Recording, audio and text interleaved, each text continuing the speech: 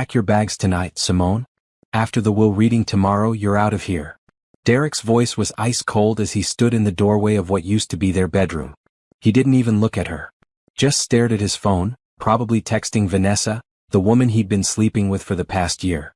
Simone sat on the edge of the bed, her hands folded in her lap. She didn't cry. She'd run out of tears weeks ago when she first discovered the affair. Now she just felt numb, watching her husband of 10 years treat her like garbage he couldn't wait to throw out. "Did you hear me?" Derek snapped, finally looking up. "Tomorrow morning, 9 o'clock. The lawyer reads Dad's will. I get everything and you get nothing. I've already talked to my attorney. You signed that prenup, remember? You leave this marriage with exactly what you brought into it. Nothing." Simone remembered the prenup. She'd been so in love back then, so sure their marriage would last forever. She'd signed without reading it carefully. Derek's father, Harold, had even pulled her aside and told her to get her own lawyer to review it. But she'd been too trusting, too naive. "I've already found you an apartment," Derek continued, his voice dripping with fake generosity. "A studio in the bad part of town. Rent's cheap. You'll need to find a job pretty quick though. I'm not paying you a dime after tomorrow." He walked closer and Simone could smell expensive cologne. The same cologne she used to love. Now it made her sick. "Vanessa and I are getting married next month," he said, smiling cruelly. "We're going to live here. In this house. The house my father left me. So yeah, pack your stuff tonight. And don't even think about taking anything valuable. I've got cameras everywhere now." Simone finally spoke. Her voice was quiet but steady. "Your father loved you, Derek. Even when you never visited him. Even when you were too busy to see him during his last months." Derek laughed. It was an ugly sound. "My father was senile. He didn't know what day it was half the time. But he was smart enough to leave everything to his only son. That's me, in case you forgot." He turned to leave, then paused at the door. "Oh, and Vanessa's coming over tonight. We're celebrating early. You can sleep in the guest room. Actually, you know what? Sleep in the basement. I don't want you anywhere near us." The door slammed behind him. Simone sat in the silence. But she wasn't thinking about packing. She was thinking about Harold. 3 years ago, Harold had a stroke. It left him weak on one side and struggling with his speech. Derek had wanted to put him in a nursing home immediately. "He's done," Derek had said. "No point wasting money on someone who's basically already gone." But Simone had insisted Harold come live with them. She'd fought Derek on it, which was rare for her back then. Something about the way Derek talked about his own father had made her sick. Harold had built a successful manufacturing company from nothing. He'd raised Derek alone after Derek's mother left. And now Derek wanted to dump him in some facility and forget about him. So Harold moved into the downstairs bedroom. And Simone became his primary caregiver. At first it was hard. Harold was frustrated by his condition. He couldn't say the words he wanted to say. His right hand shook badly.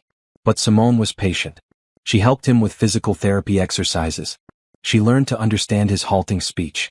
She read to him every evening. And slowly Harold improved. His speech got clearer.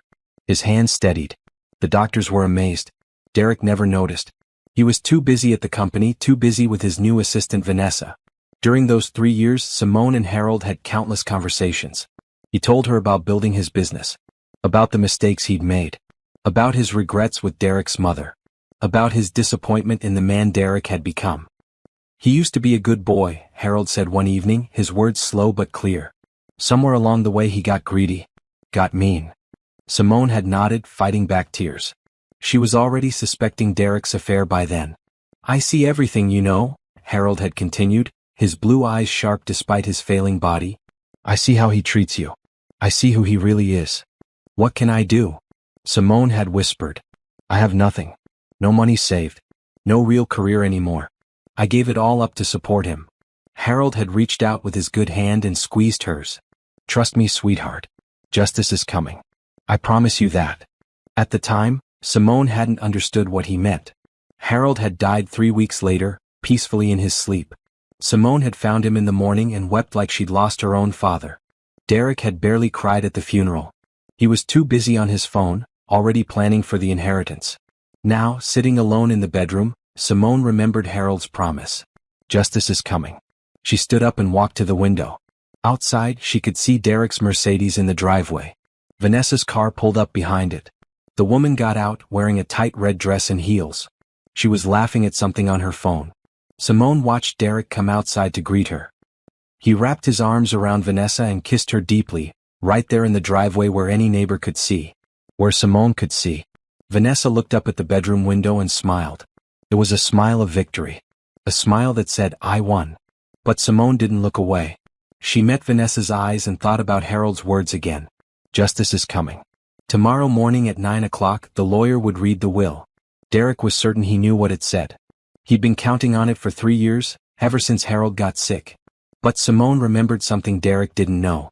About 2 weeks before Harold died, a lawyer had come to the house. Not Derek's lawyer. A different one. Harold had been very clear that he wanted privacy for the meeting. Simone had helped Harold get dressed that day, had walked him to the study, and then had left them alone. When the lawyer left 2 hours later, Harold had seemed tired but satisfied. "It's done," he'd said to Simone. "Everything's done now." Simone had assumed he meant his will was finalized. She hadn't thought much about it. But now, standing at the window watching her husband with his mistress, she wondered. Harold had been a smart man. A careful man. He'd built a multimillion-dollar company through intelligence and planning. Had he really left everything to the son who'd abandoned him? To the son who'd stolen from the company? To the son who'd treated his wife like trash? Or had Harold seen something Derek couldn't see? Simone took a deep breath and turned away from the window. She opened her closet and pulled out a suitcase. She'd pack tonight like Derek ordered. But not because she was leaving defeated. She'd pack because one way or another her life was about to change. Tomorrow at 9 o'clock she'd know the truth. Tomorrow at 9 o'clock, someone's world was going to end. And Simone was beginning to hope, for the first time in months, that it wouldn't be hers. Simone folded clothes mechanically, her mind drifting through the years of her marriage. 10 years. A decade of her life given to a man who now couldn't wait to throw her out. She'd met Derek at a business networking event. She was 26, working as a junior analyst at a consulting firm. He was 30, confident and charming, wearing an expensive suit and talking about the family business he'd inherit someday. He'd approached her with a drink and a smile, and she'd been flattered by his attention. Their courtship had been intense. Derek pursued her aggressively, taking her to fancy restaurants, buying her gifts, making her feel special. He told her he'd never met anyone like her. That she was different from other women. That she understood him. Looking back now, Simone could see the red flags she'd ignored. The way Derek talked down to servers at restaurants. The way he dismissed her opinions if they differed from his. The way he expected her to always be available, but would cancel plans with her if something better came up. But she'd been young and in love. She'd convinced herself those things didn't matter. They got married after a year of dating. Harold had paid for a beautiful wedding. Derek's father had walked her down the aisle since her own parents had passed away years before. She remembered Harold whispering to her at the altar, "You can still run, you know. I won't be offended." He'd been joking. Sort of. But there'd been something serious in his eyes. She'd laughed it off and married Derek anyway. The first few years hadn't been terrible. Derek worked long hours at the company, but so did most ambitious men, she told herself. She quit her job when he asked her to, agreeing that it made more sense for her to manage their home. They'd have children soon anyway, Derek said. But children never came. After 3 years of trying, they saw a fertility specialist. The problem was Derek's low sperm count. The doctor recommended treatments, but Derek refused. He became angry whenever she brought it up. Eventually he stopped sleeping with her altogether. "It's too stressful," he'd said. "All this pressure to perform. Just drop it, Simone." So she dropped it. She'd pushed down her dreams of being a mother and tried to be content with her role as Derek's wife.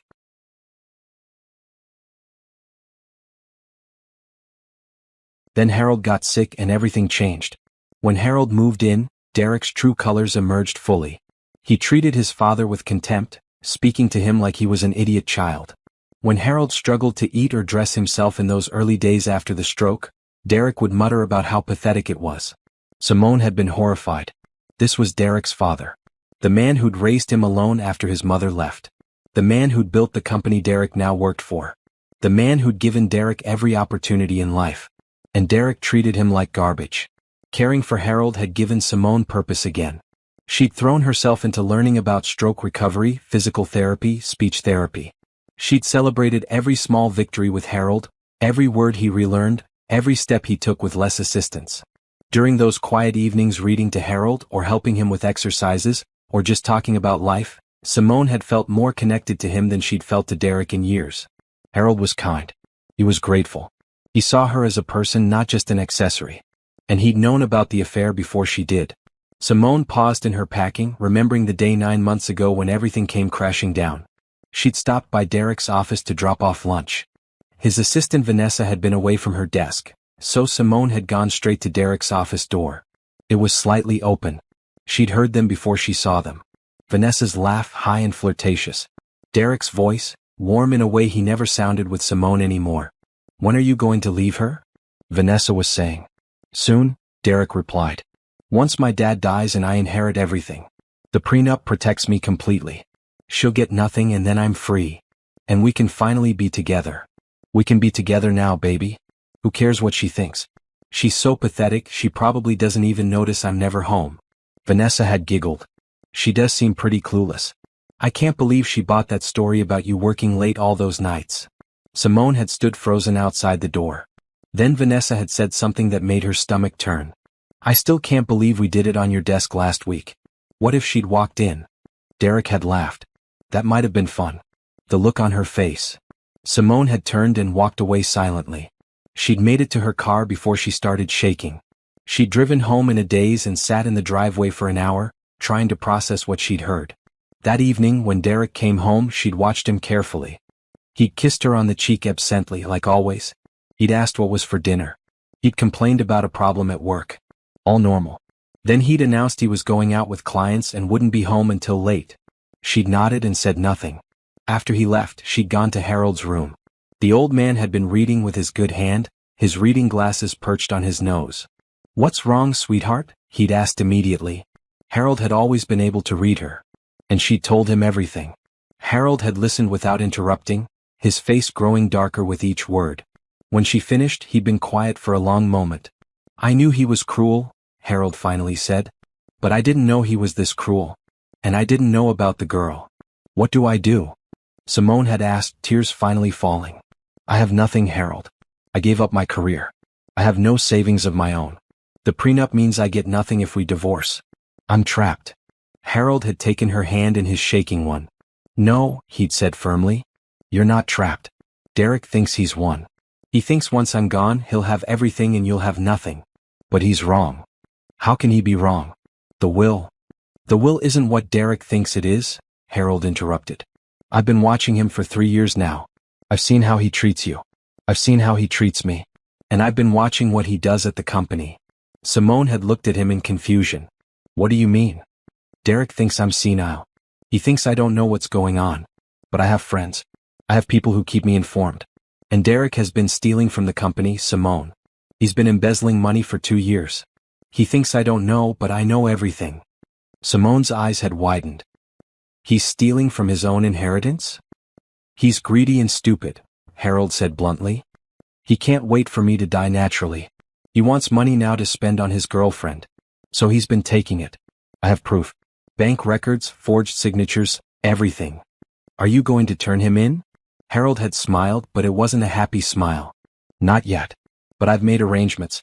The will reading is going to be very interesting when the time comes. You just have to trust me and stay strong. Can you do that?" Simone had nodded, even though she didn't fully understand. Now, months later, packing her clothes while Derek and Vanessa laughed downstairs, she finally understood. Harold had been planning something. Something Derek didn't expect. She just hoped it was enough to save her. She heard footsteps on the stairs and tensed. But they went past the bedroom toward Derek's room. She heard the door close, then Vanessa's laugh again, louder now. They weren't even trying to hide it anymore. Simone closed her suitcase and set it by the door. Then she pulled out her phone and looked at the photos stored there. Pictures of better times.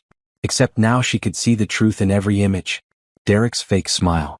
His hand barely touching her in group photos. The distance in his eyes. How had she been so blind? She deleted the photos one by one.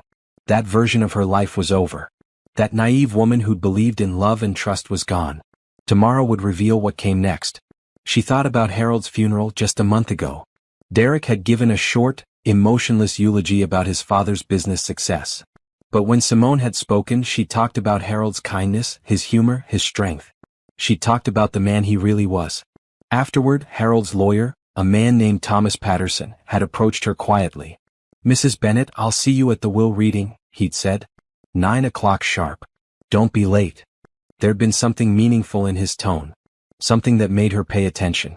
"I'll be there," she promised. He'd nodded and handed her his card. "If you need anything before then, call me. Day or night." Derek hadn't noticed the exchange. He'd been too busy accepting condolences from business associates who probably didn't even like him. Simone had kept the lawyer's card. It was in her wallet now, a small piece of hope. She lay down on the bed fully clothed. Tomorrow would come soon enough. For better or worse, her life would change at 9 o'clock. She just had to survive one more night. Downstairs, she heard Vanessa's laugh again, followed by Derek's. They were probably drinking Harold's expensive wine, celebrating their victory before it even happened. Let them celebrate, Simone thought. Let them think they've won. Because if Harold had taught her anything during those 3 years of care, it was that the smartest people were often the quietest. They watched. They planned. They waited for the right moment. And Harold had been a very smart man. Simone woke at dawn, her neck stiff from sleeping in her clothes. She could hear silence in the house, which meant Derek and Vanessa were still asleep. She got up quietly and went downstairs to the kitchen. The house felt different now. It didn't feel like home anymore. It felt like a place she was visiting, a place she had no claim to. By this afternoon, that feeling would be reality. She made coffee and stood by the kitchen window watching the sun rise. The yard looked beautiful in the early light. She'd spent 3 years maintaining these gardens while caring for Harold. She'd planted roses by the fence because they were his late wife's favorite. She'd created a small vegetable patch that Harold could see from his bedroom window. All of it would belong to Derek and Vanessa soon. Unless Harold had done something. Simone's mind drifted back to the man she'd grown so close to over the past 3 years. The real Harold, not the senile invalid Derek believed him to be. The first real conversation she'd had with Harold was 2 weeks after his stroke, after he'd come to live with them. He'd been frustrated that day, struggling to make his mouth form words. The speech therapist had just left and Harold was exhausted. Simone had brought him water and helped him into his recliner by the window. "Take your time," she'd said gently. "There's no rush." Harold had looked at her with those sharp blue eyes and slowly, carefully, he'd managed to say, "Thank you." 2 words. But they'd meant everything. From that day forward, they'd built a routine. Every morning, Simone would help Harold with his exercises. Every afternoon, they'd take short walks around the garden, with Harold using his cane and Simone supporting his weak side. Every evening, she'd read to him. But it was the conversations in between that mattered most. As Harold's speech improved, he'd started telling her stories about his life. About immigrating to America as a young man with nothing but $50 and a dream.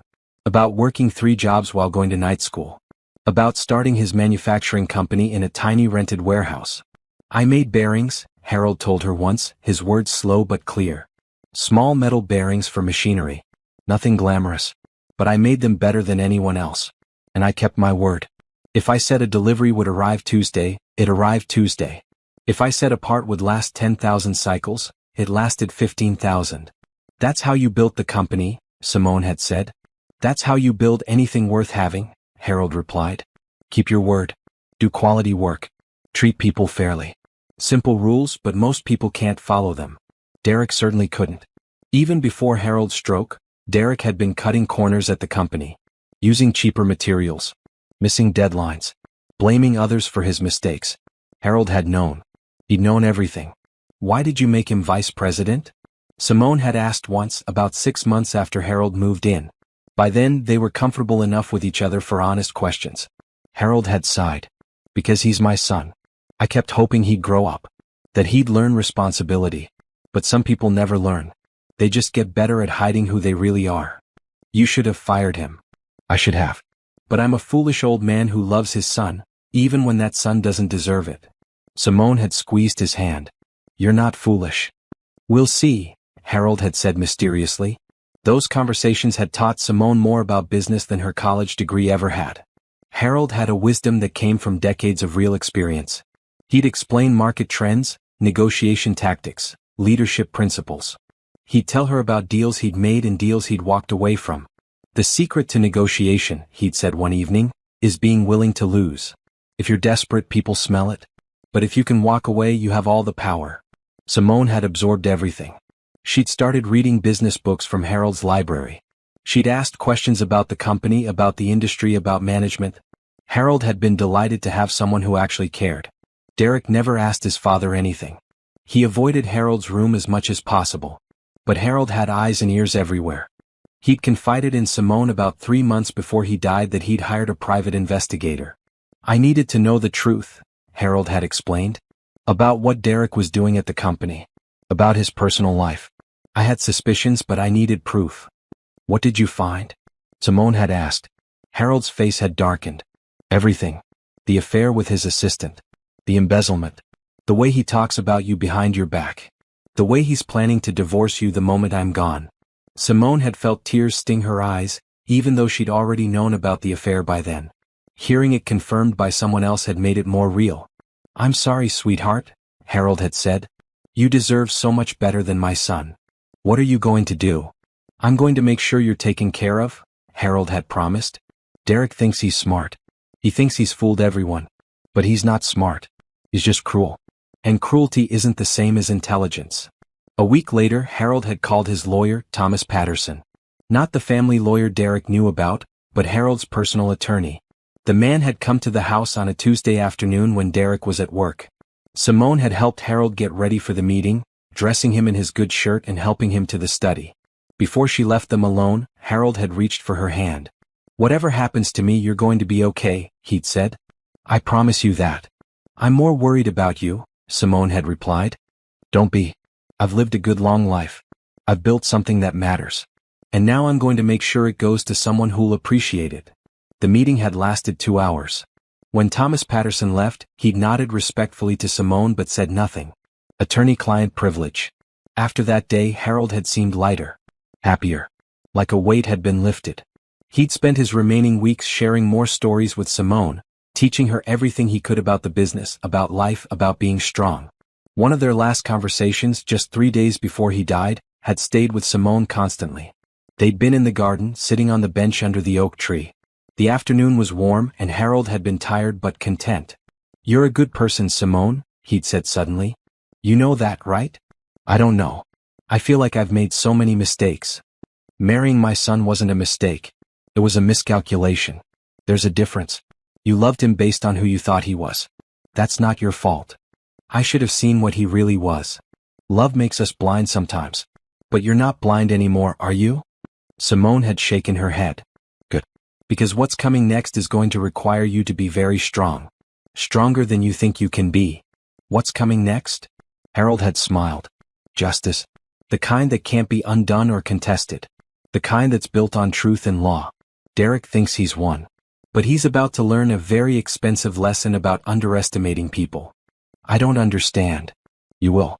So, just remember what I've taught you. About business. About standing firm. About knowing your worth. You're worth more than Derek ever understood. And I'm going to prove it. 3 days later, Harold had died peacefully in his sleep. Simone had found him in the morning, his face calm, his body finally at rest. She'd wept then and she wept now, standing in the kitchen with her coffee. She'd loved Harold like a father. He'd been more family to her in 3 years than Derek had been in 10. The clock on the wall showed 7:30. An hour and a half until the will reading. Simone went upstairs to shower and change. She chose a simple black dress, professional but not flashy. She put on minimal makeup and tied her hair back. She wanted to look composed no matter what happened. When she came back downstairs, Derek was in the kitchen making coffee. He looked at her coldly. You look nice, he said. Trying to make a good impression on the lawyer? Won't matter. The will is ironclad. Simone said nothing. She just picked up her purse. Where's your suitcase? Derek asked. I told you to pack. It's by the door. Just like you asked. Derek nodded, satisfied. Good. Patterson's office is downtown. We should leave by 8:30. Where's Vanessa? Still asleep in your room, I assume. Derek had the decency to look slightly uncomfortable. Only slightly. She's coming to the will reading. That's inappropriate. I don't care what you think is appropriate. She's part of my life now. Get used to it. Simone turned away before he could see the look on her face. Not anger. Not sadness. Something else. Something harder. She thought about Harold's words. About being strong. About knowing her worth. In 90 minutes, everything would change. She was ready. Actually, Simone realized she needed to correct her memory. Last night hadn't been just any night. It had been calculated cruelty. After Derek told her to pack, after he'd informed her Vanessa was coming over, Simone had taken her small bag to the basement as instructed. The basement wasn't finished. It was cold concrete and exposed pipes, with an old couch and a space heater that barely worked. Derek had never asked her to sleep there before. This was a new level of disrespect. She'd sat on that couch for 20 minutes, staring at nothing before she heard them arrive upstairs. Not just Vanessa's voice. Multiple voices. Derek had invited people over. A party. Simone had climbed the basement stairs and cracked open the door. Through the gap she could see into the living room. Derek, Vanessa, and 4 other people from Derek's office. They had wine, expensive cheese, and they were laughing. "This is my house," Derek was saying, gesturing grandly. "Well, it will be officially tomorrow. Dad's will get read at 9. "I can't believe the old man finally kicked it," one of Derek's friends said, a guy named Brett who Simone had never liked. "Took him long enough." Everyone had laughed. Laughed about Harold's death. Simone's stomach had turned. "So you're really kicking out the wife?" Brett asked. "That's cold, man. Why should I keep her around?" Derek had responded. "She's useless. No job, no money, nothing to offer. Meanwhile, I've got Vanessa who actually understands me." Vanessa had smiled and kissed him. "Plus, I look way better in a dress." More laughter. "Where is the wife anyway?" someone asked. "Basement," Derek said casually. "I told her to sleep down there tonight. Didn't want her ruining our celebration." The group had erupted in laughter and shock. "You made your wife sleep in the basement?" Brett's girlfriend had asked, sounding uncertain. "She's not my wife after tomorrow," Derek said. "She's just a woman I'm evicting."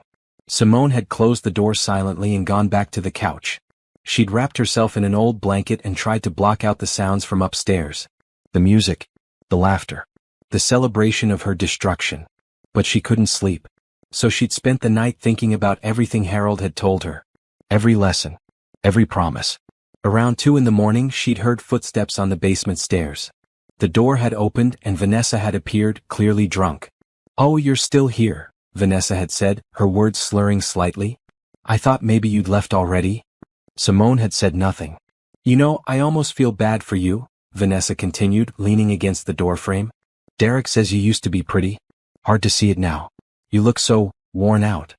"You should go back upstairs," Simone had said quietly. "What? This is going to be my house tomorrow. I can go wherever I want." Vanessa had walked further into the basement, looking around with distaste. "God, this is depressing. Did Derek really make you sleep down here? That's harsh even for him. Vanessa, please go." But Vanessa had sat down on the other end of the couch, studying Simone with drunken curiosity. "Can I ask you something? Why did you stay? I mean, you had to know Derek didn't love you anymore. It's been obvious for years. Why didn't you just leave?" Simone had looked at this woman who'd helped destroy her marriage. This woman who'd had an affair with a married man and felt no guilt about it. "I stayed because I took my vows seriously," Simone had said. "I stayed because I believed in commitment. I stayed because I was taking care of Derek's father and someone needed to do it. I stayed because I'm not a person who runs when things get hard." Vanessa had laughed. "And look where that got you. Sleeping in a basement while your husband parties upstairs with his new girlfriend. Maybe running wouldn't have been such a bad idea." "Maybe you're right," Simone had said. "But at least I can live with myself." "Can you?" Vanessa's face had hardened. "I'm not the villain here. Derek and I are in love. You were just in the way. If you'd been a better wife, he wouldn't have looked elsewhere. If Derek wanted a better wife, he should have been a better husband." "Whatever helps you sleep at night," Vanessa had said, standing up unsteadily. "Or not sleep, I guess, since you're in a freezing basement. Anyway, see you at the will reading tomorrow." "Oh wait, no I won't. Derek said you're not invited to the post-reading celebration we're having. Just the will reading, then you're out."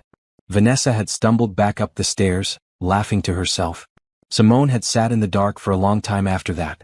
She'd thought about Harold. About the life she'd built that was crumbling around her. About the woman she used to be and the woman she was becoming. She'd thought about justice. Around 4 in the morning she'd finally dozed off, her dreams full of Harold's voice saying, "Trust me, sweetheart. Justice is coming." Now, standing in the kitchen with Derek, those words echoed again. 1 hour until the will reading. 60 minutes until she found out if Harold's promise had been real. Derek left the kitchen to wake up Vanessa. Simone stood alone, her coffee cold in her hands. She thought about her suitcase by the door. About the studio apartment Derek had found for her in the bad part of town. About starting over at 36 with nothing. But she also thought about Harold's lessons. About standing firm. About keeping your word. About the power of being willing to walk away. Harold had been willing to walk away from his son. That must have been the hardest decision of his life. But he'd done it because he believed in something bigger than blood. He believed in character. Simone looked at her reflection in the kitchen window. She looked tired. Worn out like Vanessa had said. But there was something else in her eyes now. Something harder. Determination. Whatever happened at that will reading, she would face it with dignity. She would not cry. She would not beg. She would not give Derek or Vanessa the satisfaction of seeing her broken. Harold had given her his strength over those 3 years. Now she needed to use it. The clock ticked toward 8:30. Derek and Vanessa came downstairs, both dressed for the occasion. Derek in his best suit. Vanessa in a tight red dress that was completely inappropriate for a will reading. Ready? Derek asked Simone. Yes. Good. Let's get this over with. We have lunch reservations at 1. Me and Vanessa. To celebrate. They walked out to Derek's car. Derek drove, Vanessa in the front passenger seat, Simone in the back like she was being chauffeured. Or arrested. The drive downtown took 30 minutes. Derek and Vanessa chatted about their lunch plans, their honeymoon plans, their plans to renovate the house. They talked about Simone like she wasn't there. Simone looked out the window and said nothing. They arrived at Thomas Patterson's office building at 8:55. The law firm occupied the 10th floor of a sleek glass building. They rode the elevator in silence. The receptionist showed them to a conference room. It was elegantly furnished with a long table and leather chairs. Thomas Patterson was already there, a thin man in his 60s with gray hair and intelligent eyes. Good morning, he said professionally. Please sit down. We'll begin promptly at 9. Derek and Vanessa sat on one side of the table. Simone sat on the other side, separated from them by distance and so much more. Patterson opened his briefcase and pulled out several folders. He glanced at Simone and for just a second, something passed across his face. Not quite a smile, but something. Simone's heart began to beat faster. The clock on the wall showed 9 o'clock. Let's begin, Thomas Patterson said, opening the first folder. And Simone's life changed forever. Thomas Patterson adjusted his glasses and looked at each of them in turn. Derek sat back in his chair, confident and relaxed. Vanessa had her hand on Derek's arm, possessive and smug. Simone sat straight, her hands folded in her lap. The last will and testament of Harold Eugene Bennett, Patterson began, his voice formal and measured. Executed on March 15th of this year, witnessed and notarized according to all legal requirements of this state. Derek smiled. March 15th. That was just 2 weeks before Harold died. Perfect timing, Derek probably thought. Clear mind, clear intentions. Before I begin reading the specific bequests, Patterson continued, I need to inform you that this document contains several unusual elements. Mr. Bennett was very specific about how he wanted this reading conducted. I'm required to read the entire document without interruption. You'll have time for questions afterward. Just get on with it, Derek said impatiently. We all know what it says. Patterson gave Derek a long look. Do you? Something in his tone made Derek shift slightly. But his confidence didn't waver. Dad and I discussed this years ago. Everything goes to me. I'm his only child. We'll see, Patterson said and began reading. I, Harold Eugene Bennett, being of sound mind and body, do hereby declare this to be my last will and testament. I hereby revoke all previous wills and codicils. Standard opening. Derek nodded along. First, I want to address the nature of this document. Some people may question my mental competency, given my stroke 3 years ago. To address this concern directly, I have included video recordings of my meetings with my attorney, Thomas Patterson, showing my clear understanding of these decisions. I have also included a letter from my physician, Dr. Richard Chin, attesting to my mental clarity. Derek frowned slightly. This was more defensive than necessary. Why would Dad need to prove his competence? Patterson continued. Second, I want to state clearly that I have been fully aware of everything happening in my company and in my household for the past 3 years. Despite what some may have believed, my stroke affected my mobility and speech, not my mind. I have watched. I have listened. I have documented. The room grew quieter. Derek's smile faded. Third, before I distribute my assets, I must address several matters that have come to my attention. Patterson pulled out another folder. For the past 2 years, My son Derek Bennett has been embezzling money from Bennett Manufacturing. The total amount stolen is approximately $850,000. Derek shot to his feet. That's a lie. Sit down, Mr. Bennett, Patterson said firmly. You'll have time to speak later. I'm not sitting here and listening to these insane accusations. My father was senile. This will is obviously. Your father wasn't senile, Patterson interrupted. And I have proof. Bank records showing wire transfers to an offshore account in your name. Forged authorization documents with your signature. Email communications with your accomplice at the company. Security footage of you accessing files you weren't authorized to access. Should I continue? Derek's face went white. He sat down slowly. Vanessa was staring at him. Derek? What is he talking about? Shut up, Derek hissed. Patterson continued reading. I have reported these crimes to the proper authorities. Criminal charges are pending. This is not vengeance. This is justice. I built my company through honesty and hard work. Watching my son steal from it has been the greatest disappointment of my life. Simone felt her heart pounding. Harold had actually done it. He'd turned Derek in. Fourth, Patterson read, I must address my son's personal conduct. For the past 18 months, Derek has been having an affair with his assistant, Vanessa Price. Vanessa gasped. Her hand flew off Derek's arm. This affair has been conducted with astonishing carelessness. In my own house. With complete disregard for Derek's marriage vows or his wife's feelings. I have video evidence, witness statements, and documented proof of this affair. How? Derek demanded. How could you possibly? Your father hired an investigator, Patterson said simply. A very thorough one. Derek slumped in his chair, the confidence draining from his face. Now, Patterson said, we come to the distribution of assets. This is where things get interesting. He pulled out a new document. The following is my son Derek's inheritance. Derek sat up slightly, a flicker of hope in his eyes. To my son Derek Bennett, I leave the sum of $1. Silence crashed into the room like a physical force. What? Derek whispered. $1, Patterson repeated. Your father was very clear. As his only biological child, he legally had to leave you something. So he left you $1. That's your inheritance. No, Derek said, his voice rising. No, that's not possible. Everything else, the company, the house, the money, goes to someone else, Patterson finished. Derek's face went from white to red. Oh, he has no other children. His siblings are dead. Who gets my inheritance? Patterson looked directly at Simone. Your wife. The world stopped spinning. Simone couldn't breathe, couldn't think, couldn't process what she just heard. To Simone Marie Bennett, Patterson read, his voice gentle now, I leave everything. My entire estate. The company. The properties. The investments. The bank accounts. Everything that I own becomes hers, without restriction or condition. No. Derek was shouting now. That's insane. You can't do this. It's already done, Patterson said. The will is legal, properly executed, and ironclad. Your father made sure of it. Derek lunged across the table, trying to grab the will. Patterson smoothly moved it out of reach. Security, Patterson said calmly into his phone. She manipulated him. Derek screamed. She took advantage of a sick old man. This will should be thrown out. Your father anticipated that accusation, Patterson said. He pulled out a tablet and pressed play. Harold's face appeared on the screen. He was sitting in this very office, wearing the shirt Simone had helped him put on that day. His speech was slow but absolutely clear. His eyes were sharp and focused. If you're watching this, Harold said on the video, it means I'm dead and Derek is contesting the will. So let me be very clear.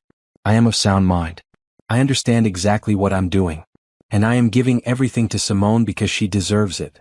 Derek stared at the screen, his mouth opening and closing. Derek is my son, Harold continued on the video. And I love him despite everything. But love doesn't mean blindness. Derek has proven himself to be dishonest, cruel, and greedy. He stole from my company. He betrayed his wife.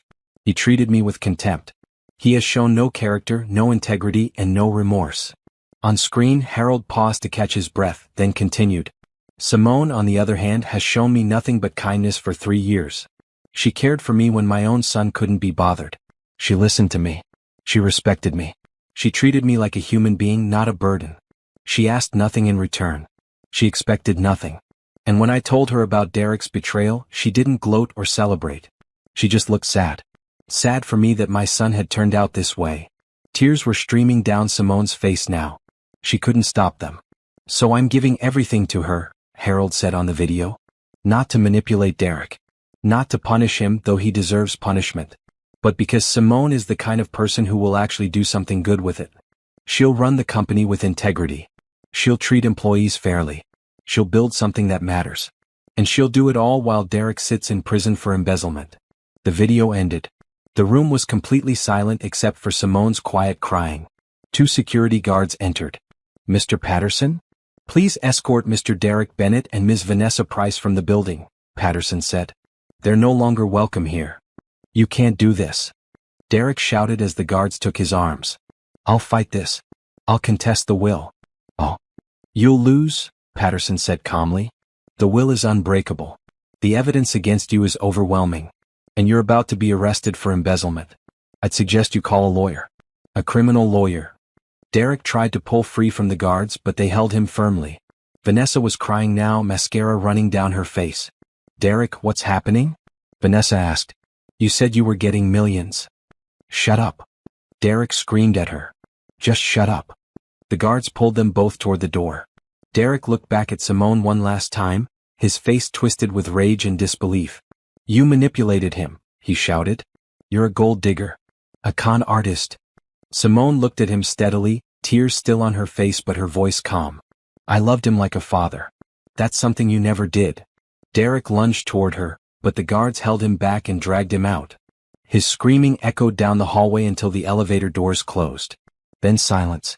Simone sat alone in the conference room with Thomas Patterson. She was shaking uncontrollably. Are you all right, Mrs. Bennett? Patterson asked gently.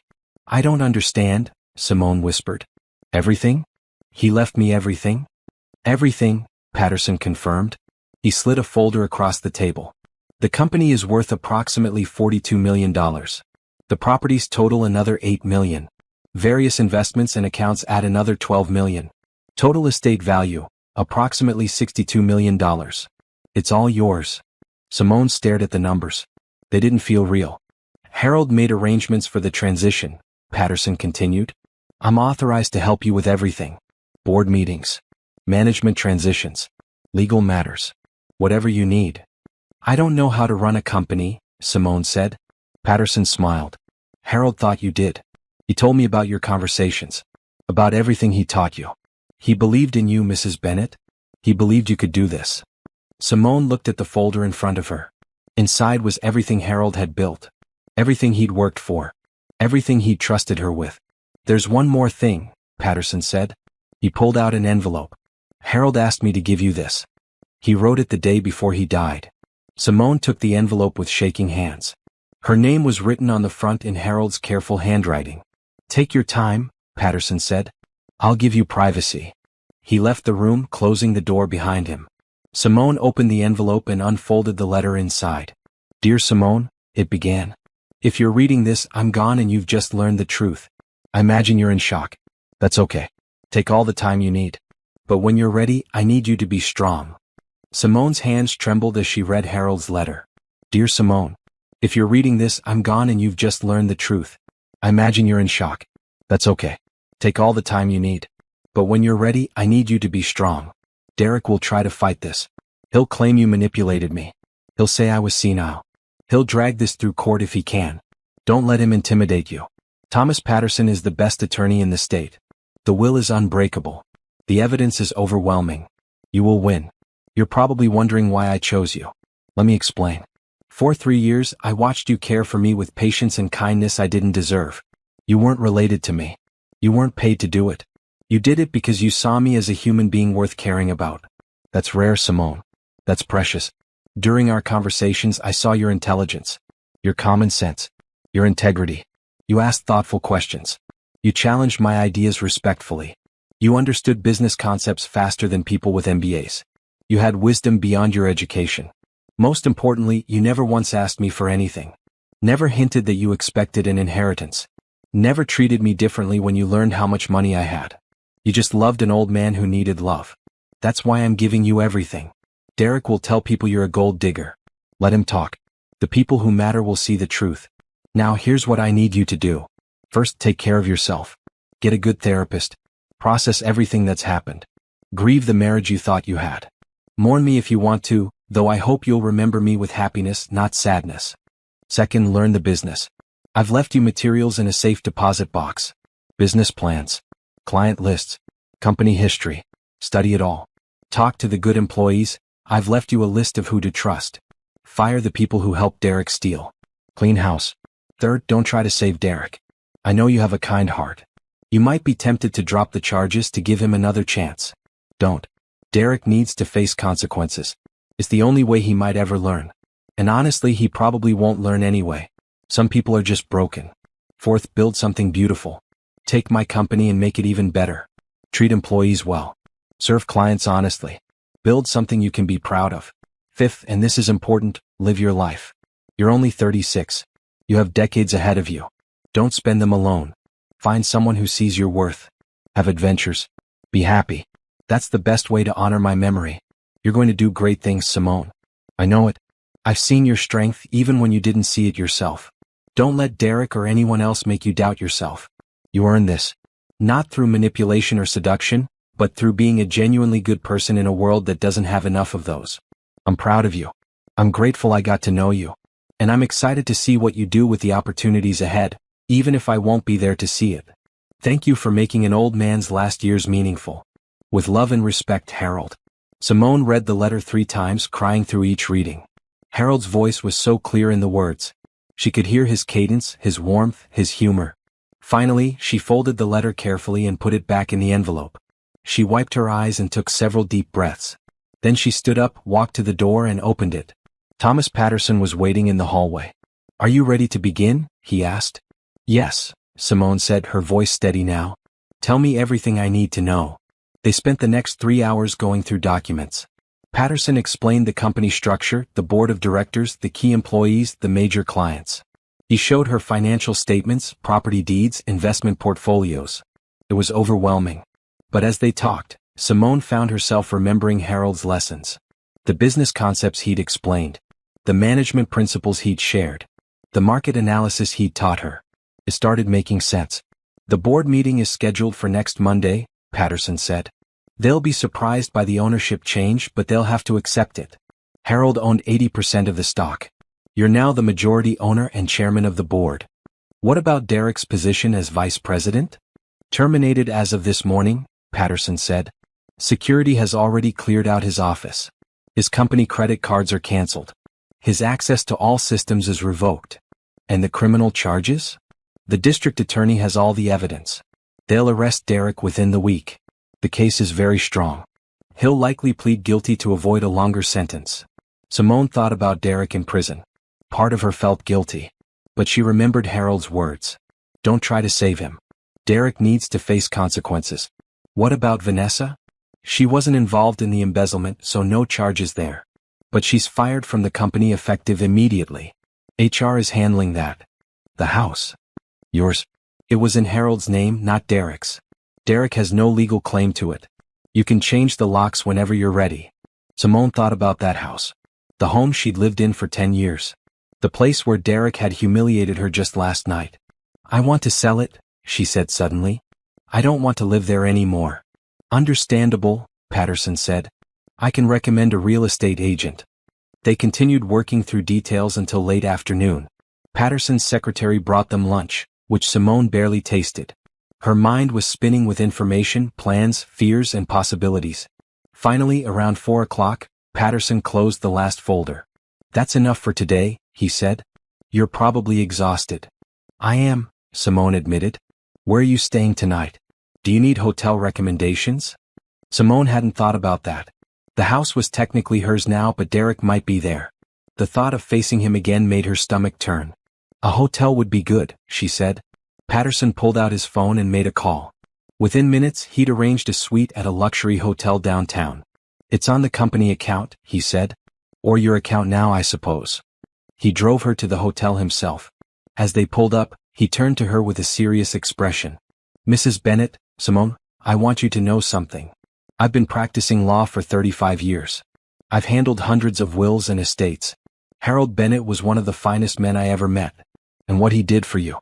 That wasn't charity. That wasn't manipulation. That was a smart man recognizing quality in another person. He believed in you. And I think he was right too. Simone's eyes filled with tears again. Thank you. The road ahead won't be easy, Patterson continued. Derek will make noise. People will gossip. You'll face challenges at the company. But you're tougher than you think. Harold saw that. Now you need to see it too. Simone nodded, not trusting herself to speak. Patterson handed her a business card. My personal cell number is on the back. Call me day or night if you need anything. Anything at all. I'm not just your lawyer. I'm your ally. She took the card gratefully and got out of the car. The hotel doorman welcomed her, and she walked into the gleaming lobby feeling like she'd stepped into another universe. The suite was beautiful. Floor-to-ceiling windows overlooking the city. A king bed with soft white linens. A bathroom with a huge tub. Everything pristine and peaceful. Simone stood at the window looking out at the skyline as the sun set. This morning she'd woken up in a cold basement facing homelessness and poverty. Tonight she was standing in a luxury hotel worth $62 million. Her phone buzzed. A text from an unknown number. You think you've won. You haven't. I'll destroy you. Derek. Simone blocked the number without responding. Let him make threats. Let him rage and scheme. Harold had made sure she was protected. She ordered room service, the first real meal she'd had in days. While she ate, she pulled out the folder Patterson had given her. Information about the company. About her new responsibilities. Tomorrow she'd need to go to the house and pack her things. She'd need to change locks and arrange for the sale. She'd need to prepare for the board meeting on Monday. But tonight she just needed to process everything. She took a long bath, letting the hot water ease the tension from her body. Then she put on the hotel robe and sat on the bed, Harold's letter in her hands again. Build something beautiful, he'd written. Simone thought about the company. About the employees depending on it. About the clients trusting it. About the legacy Harold had built over decades of hard work.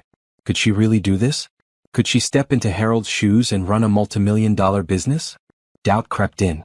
She wasn't formally trained. She'd never managed anyone. She knew theory but not practice. But then she remembered Harold's lessons. About keeping your word. About doing quality work. About treating people fairly. Simple rules that most people couldn't follow. She could follow those rules. She could learn the rest. Her phone buzzed again. Another unknown number. Another text from Derek, probably. But when she looked, it wasn't from Derek. It was from Patterson. Just heard from the DA. Derek was arrested an hour ago at his mother's house. He's being held on $500,000 bail. Thought you'd want to know. Simone stared at the message. Derek arrested. Derek in jail. She should feel victorious. Instead she just felt tired. And sad. Sad for the man Derek could have been. Sad for the marriage that had died. Sad for all the wasted years. But underneath the sadness was something else. Something Harold had given her. Hope. Hope for the future. Hope for the company. Hope for herself. She set down her phone and pulled out her laptop. She opened a blank document and started writing notes. Ideas for the company. Changes to make. People to talk to. Questions to ask. The doubts were still there. The fear was still real. But so was the determination. Harold had believed in her. Now she needed to believe in herself. Outside the window, the city lights sparkled in the darkness. Simone worked late into the night, planning her future. Tomorrow the real work would begin. Simone spent the weekend in the hotel, preparing for Monday's board meeting. Patterson had sent over boxes of files, and she read everything she could about the company's history, finances, and operations. On Saturday afternoon, Patterson called. Derek made bail, he said. His mother put up her house as collateral. Is he dangerous? Simone asked. He's angry, but he's not stupid enough to do anything violent. That would just add charges. Still, I've arranged for security at your hotel and at the company. Just a precaution. Thank you. Also, you should know, Vanessa gave a statement to the police. She's trying to distance herself from Derek. Claims she didn't know about the embezzlement. Did she know? Hard to say. But she definitely knew about the affair, obviously. And she definitely helped Derek hide it. Whether she knew about the financial crimes is unclear. Simone thought about Vanessa's visit to the basement that night. The smug confidence. The cruelty. She knew he was planning to kick me out with nothing. She celebrated it. That's not a crime, unfortunately. Just makes her a terrible person. On Sunday, Simone finally went back to the house.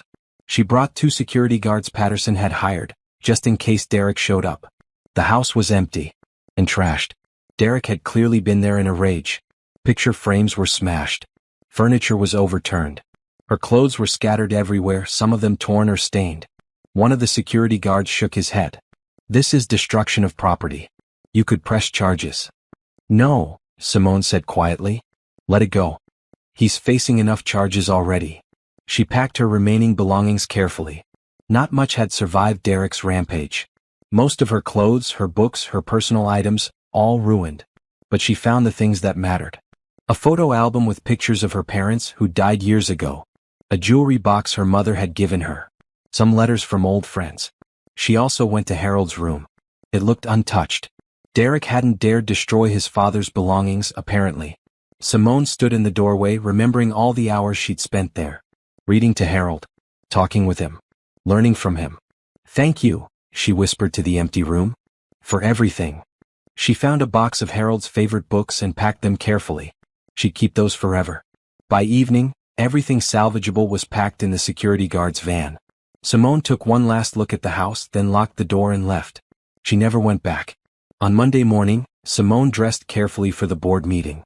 She wore a navy suit that she'd bought on Saturday, professional and authoritative. She kept her makeup minimal and her hair pulled back. Patterson met her at the company building. "Ready?" he asked. "No," Simone admitted. "But let's do it anyway." The building was impressive, 10 stories of glass and steel in an industrial park. Bennett Manufacturing was on floors 2 through 5. The executive offices and boardroom were on the top floor. As Simone walked through the lobby, employees stared. Some whispered. Everyone knew something major had happened, but few knew exactly what. The board meeting was scheduled for 9 o'clock. Patterson led her to the boardroom, a large space with a long table and leather chairs. 5 people were already seated, the board members. They stood when Simone entered, looking confused. "Good morning," Patterson said. "Thank you all for coming on short notice. I'm Thomas Patterson, Harold Bennett's personal attorney. This is Simone Bennett, Derek's wife," one of the board members said. An older man named Frank Morrison, according to the briefing materials Simone had studied. Derek's soon-to-be ex-wife, Simone corrected. And Harold Bennett's sole heir. Silence. Then chaos. "What? That's impossible. Where's Derek?" Patterson held up his hand. "Please sit down. I'll explain everything." For the next 30 minutes, Patterson laid out the situation. Harold's will. Derek's embezzlement. The criminal charges. Simone's new position as majority shareholder and chairman of the board. The board members listened in stunned silence.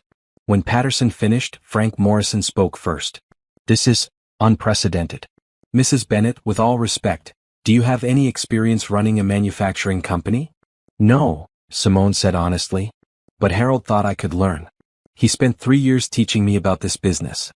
"That's not the same as actually running it," another board member said. A woman named Patricia Hughes. "I know," Simone acknowledged. "Which is why I need your help. All of you. Harold trusted you to serve on this board. Now I'm asking you to trust me to lead it. What's your vision for the company?" Frank asked. Simone had prepared for this question. She'd spent all weekend thinking about it. "First, we need to clean up the mess Derek made," she said. "I've reviewed the financial statements. Revenue is down 23% over the last 2 years. Client complaints are up. Employee morale is in the basement. Derek ran this company into the ground through incompetence and theft." The board members shifted uncomfortably. They'd all known things were bad, but hearing it stated so bluntly was jarring. "Second," Simone continued, "we need to return to the principles Harold built this company on. Quality products. On-time delivery. Honest business practices. We've lost clients because Derek cut corners and missed deadlines. We're going to win them back." "How?" Patricia asked skeptically. "By keeping our promises," Simone said simply. "By doing exactly what we say we'll do. By treating our clients and our employees with respect. These aren't revolutionary concepts. They're basic business ethics. But they work." She pulled out a document and slid copies across the table. "I've put together a 90-day plan. In the next 3 months, we're going to audit all current projects to ensure quality, reach out to former clients to rebuild relationships, implement new quality control processes, increase employee training and support, and establish transparent reporting systems." Frank picked up the document and read through it. His eyebrows rose. This is actually quite thorough. Thank you. I had a good teacher. What about leadership? Patricia asked. Derek was vice president. Who's going to fill that role? No one for now, Simone said. The vice president position was created for Derek because he was Harold's son.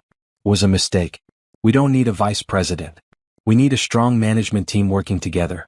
I'm proposing we promote from within people who actually know their departments and care about this company. She pulled out another document. I've identified 5 key managers who fit that description. I'd like the board's approval to offer them expanded roles and compensation packages. The board reviewed the names. Slow nods around the table. These are good people, Frank admitted. Derek should have promoted them years ago. Derek was too busy stealing from the company to notice good employees, Simone said bluntly. More uncomfortable silence. Then Patricia spoke. Mrs. Bennett, Simone, I'll be honest. When you walked in here this morning, I thought this was going to be a disaster. I thought we'd have an inexperienced woman trying to play CEO while the company collapsed. Simone braced herself. But you've clearly done your homework, Patricia continued. You understand the problems. You have realistic solutions. And you're not pretending to know everything, you're asking for help. That's actually good leadership. Thank you, Simone said, relieved. I'm still concerned about your lack of experience, Frank said. But I'm willing to give you a chance. With conditions. What conditions? First, you hire an experienced COO, Chief Operating Officer. Someone who's run a manufacturing company before. Someone who can handle day-to-day operations while you learn. Simone nodded. That was fair. Second, you meet with us weekly for the first 6 months. We need to stay informed and provide guidance. Agreed. Third, you're honest with us. If something's not working, if you're in over your head, you tell us. No pride, no stubbornness. Just honesty. I can do that, Simone said. Frank looked at the other board members. All in favor of accepting Simone Bennett as chairman and majority shareholder? 4 hands went up. Then after a pause, the 5th. Welcome aboard, Frank said. Now let's get to work. The rest of the meeting focused on immediate priorities. Derek had left several projects in crisis. Clients were threatening to cancel contracts. Employees were confused and worried about their jobs. Simone took notes and asked questions.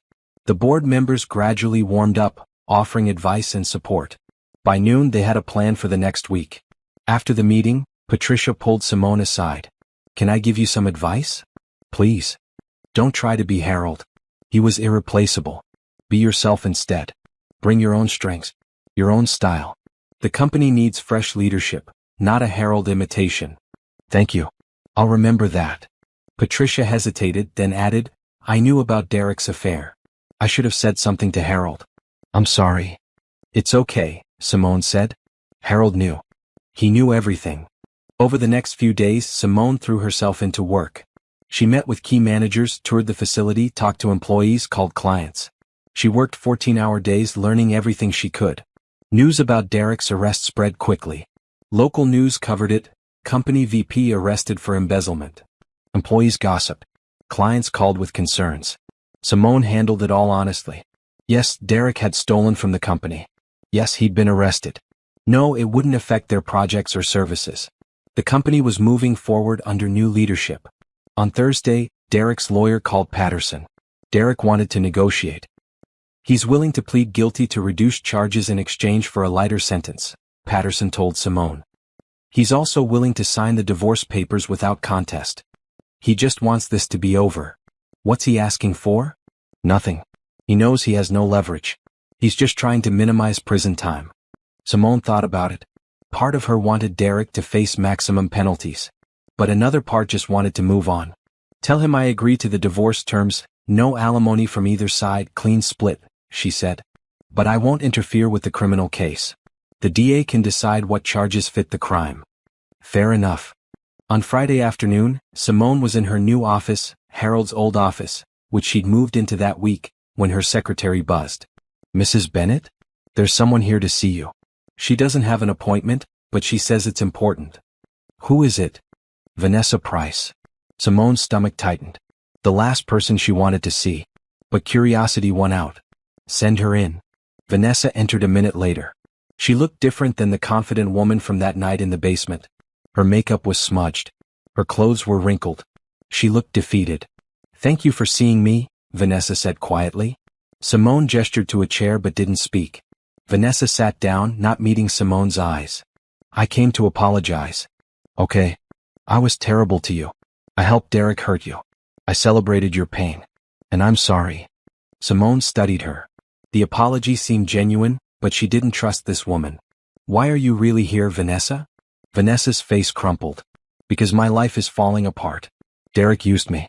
I thought he loved me, but he just wanted someone young and stupid. Now he's in legal trouble and he's blaming everything on me. He told the cops I knew about the embezzlement, which I didn't. I'm probably going to be charged as an accomplice. Are you asking me to help you?" "No," Vanessa said quickly. "I know you have no reason to help me. I wanted you to know that I'm sorry. And that you were right that night in the basement. I can't live with myself. What I did was wrong. What we did to you was unforgivable." Simone felt no satisfaction in Vanessa's pain. Just sadness for everyone involved. "The truth will come out," Simone said. "If you really didn't know about the embezzlement, the investigation will show that. But if you did know, you'll face consequences. Either way, that's not my decision to make." Vanessa nodded, tears rolling down her face. "I know. I just wanted to apologize. For whatever it's worth." She stood to leave, then paused at the door. "Harold was right about you. You're a good person. Better than Derek ever deserved." Then she was gone. Simone sat in the quiet office thinking about justice. Derek was facing prison. Vanessa was facing investigation. Their affair had destroyed multiple lives. And she was left picking up the pieces, building something new from the wreckage. But she was building. That was the important thing. She wasn't just surviving. She was creating, leading, growing. Harold had given her that gift. The gift of possibility. She looked at his photo on her desk, a picture of him smiling, healthy and strong from years before the stroke. "I'm trying," she whispered to the photo. "I'm really trying." And somehow she felt his approval. 3 months after the will reading, Bennett Manufacturing was showing signs of recovery. Simone arrived at the office at 7 each morning and often stayed until 7 at night. She'd hired a COO like the board suggested, a man named Robert Chong who had 30 years of manufacturing experience and infinite patience for her questions. "You're a natural at this," Robert told her one morning as they reviewed production schedules. "You see problems others miss." "That's because I'm asking dumb questions," Simone said. "I don't have enough experience to assume anything, so I question everything." "That's not dumb. That's smart. Experience can make people blind to obvious issues." The turnaround was slow but real. Simone had personally called every major client Derek had lost. She'd apologized for the company's failures. She'd offered audits to prove quality was back on track. She'd negotiated new contracts with better terms. Some clients hung up on her. But most listened. And several came back. "You're not what I expected," one client told her during a facility tour.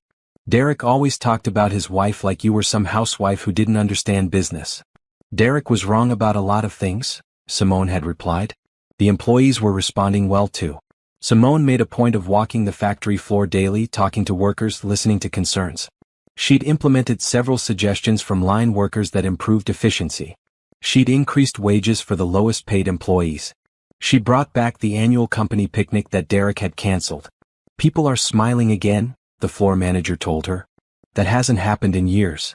But challenges remained. The company's reputation had been damaged by Derek's mismanagement. Some suppliers were demanding cash up front instead of extending credit. One major contract was still in jeopardy, with the client threatening to leave if quality didn't improve immediately. Simone spent a whole week personally overseeing that project. She met with the engineering team daily. She reviewed every specification. She watched production runs herself. And when problems arose, she worked with the team to solve them rather than blaming anyone. The contract was saved. The client was impressed. And word spread in the industry that Bennett Manufacturing was serious about quality again. Meanwhile, Derek's legal situation worsened. His lawyer had negotiated a plea deal, 6 years in prison for embezzlement, with possibility of parole after 4. Derek had taken the deal to avoid a trial that might result in 10 years or more. Patterson called Simone with the news. "He'll be sentenced next week. The divorce will be finalized at the same time." "Good," Simone said. She didn't feel happy about it. Just relieved that the chapter was finally closing. "Derek's mother called me," Patterson added. "She wants to meet with you." Simone was surprised. She'd met Derek's mother Carol a few times over the years. Carol had always been cold to her, clearly preferring to pretend her son's marriage didn't exist. What does she want? She didn't say. But she was polite. And she said it was important. Against her better judgment, Simone agreed to meet. They arranged to have coffee at a quiet cafe downtown. Carol Bennett was waiting when Simone arrived. She was in her 60s, well-dressed but tired-looking. She stood when Simone approached. "Thank you for coming," Carol said. They sat down with their coffee, awkward silence between them. Finally, Carol spoke. "I owe you an apology. Several apologies, actually." Simone waited. "I knew Derek was having an affair," Carol said quietly. "I knew he was treating you badly. And I said nothing. I told myself it wasn't my business. That marriages work themselves out. But the truth is, I didn't care enough to intervene. You weren't important to me. Why are you telling me this now?" "Because I was wrong. About everything." Carol looked down at her coffee. "Harold tried to talk to me about Derek. Tried to tell me our son had problems. But I didn't want to hear it. I thought Harold was just being difficult. Jealous because Derek was young and successful." "Harold wasn't jealous," Simone said firmly. "He was heartbroken. His son turned into someone he didn't recognize." Carol nodded, tears in her eyes. "I know that now. And I'm sorry I didn't see it then. I'm sorry I didn't support Harold. I'm sorry I didn't support you." "What do you want from me, Carol?" "Nothing. I don't deserve anything from you. I just wanted you to know that you were right. You were always right. And Derek was wrong. And I failed as a mother because I raised a man who could treat someone the way Derek treated you." Simone felt a wave of unexpected compassion. Carol wasn't making excuses. She wasn't asking for forgiveness. She was just stating facts. "You didn't fail completely," Simone said. "Derek made his own choices. You can't control that." "Maybe. But I could have taught him better values. I could have held him accountable. I didn't. And now he's going to prison." They sat in silence for a moment. "How is he doing?" Simone asked, surprising herself. "Angry. Bitter. Blaming everyone but himself." Carol shook her head. "He calls me from jail and rants about how you stole his inheritance. How his father was senile. How the justice system is corrupt. He's learned nothing." "I'm sorry." "Don't be. You're not responsible for Derek's failures. Neither am I really, though I contributed. Derek is responsible for Derek." Carol pulled out an envelope. "I found this in Harold's things when I was cleaning out his storage unit. It's addressed to you. He must have written it years ago and forgotten about it." Simone took the envelope carefully. Her name was on it in Harold's handwriting, but the paper was yellowed and old. "Thank you for bringing this." Carol stood to leave. "I know you're running the company now. I hear you're doing well. Harold would be proud." "Thank you." "And Simone? If you ever need anything, and I know you won't, but if you do, you can call me. I may not have been a good mother-in-law, but I'd like to try being a decent human being moving forward." She left before Simone could respond. Simone sat alone with the mysterious envelope. She opened it carefully and found a single page, dated 7 years earlier, just after she married Derek. "Dear Simone, if you're reading this, something has gone very wrong with Derek. I hope you never have to read it. But just in case, I wanted you to know something. I see how Derek treats you sometimes. The small cuts. The dismissive comments. The way he doesn't listen when you talk. I see it and it worries me. You're a smart woman. A kind woman. You deserve better than my son is giving you. If things get worse, if Derek becomes cruel or abusive, please leave him. Don't stay out of obligation to me. Don't stay because you think it's the right thing to do. Just leave. You are worth more than whatever pain Derek might cause you. I hope I'm wrong. I hope Derek becomes the man I raised him to be. But if he doesn't, please remember, you have value beyond your marriage. You have worth beyond your relationship to my family. Be strong. Be brave. Be yourself. With admiration and hope, Harold." Simone read the letter twice, her vision blurred by tears. 7 years ago, Harold had already seen the problems. Already worried about her. Already valued her. She carefully folded the letter and put it in her purse. Another treasure from Harold. Another gift. That evening, Simone worked late on a proposal for a new client. It was almost 9 when Robert knocked on her door. "Go home," he said. "You're going to burn yourself out. Just finishing this proposal. It can wait until tomorrow. You've been here 14 hours. Simone looked up at him. Robert had become not just a colleague but a friend. He reminded her a bit of Harold, calm, wise, unflappable. "Can I ask you something?" she said. Of course. Do you think I'm doing okay? Really? Robert came in and sat down. You want the truth? Always. You're doing better than okay. You're exceeding everyone's expectations, including mine. When you first took over, I thought we'd be lucky to keep the company afloat. But you've turned it around. Revenue is up. Employee satisfaction is up. Quality metrics are improving. You've won back 3 major clients. But you're working yourself to death. You're here before anyone arrives and you're here after everyone leaves. You skip lunch. You don't take breaks. This isn't sustainable. Simone sighed. I know. I just feel like I have so much to prove. To who? Everyone. The board. The employees. The clients. Everyone who thinks I didn't deserve this inheritance. Robert shook his head. Simone, listen to me. You've already proved yourself. Everyone who matters already sees that you've earned your position. The only person who still doubts you is you. Maybe. Not maybe. Definitely. You're an excellent leader. You're smart, fair, hardworking, and honest. Those are Harold's values, yes, but you embody them naturally. They're not borrowed. They're yours. Simone felt tears threatening again. She seemed to cry all the time these days. Thank you, Robert. I needed to hear that. Then hear this too. Go home. Get some rest. Come back tomorrow fresh. The company will still be here. She smiled. Okay. You're right. As she packed up her things, her phone buzzed. A text from Frank Morrison, the board chairman. Board meeting tomorrow at 10 a.m. Good news to share. Curious, Simone texted back. Can you give me a hint? You'll see. Just bring your smile. The next morning, Simone arrived at the boardroom at 9:30, giving herself time to prepare for whatever announcement was coming. The board members were all there early too, which was unusual, and they were all smiling. Good morning, Simone, Frank said warmly. Thanks for coming. Of course. What's the good news? Frank pulled out a folder. We just received this proposal yesterday. A major aerospace company wants to partner with us. They need high-precision bearings for a new aircraft project. It's a 5-year contract worth $28 million. Simone's eyes widened. $28 million? They specifically requested Bennett Manufacturing because they heard we'd return to our quality standards. They mentioned you by name, Simone. They said they were impressed by your personal oversight of projects and your commitment to excellence. This is incredible, Simone breathed. It is, Patricia agreed. This is the kind of contract that transforms a company. If we deliver on this, it'll lead to even bigger opportunities.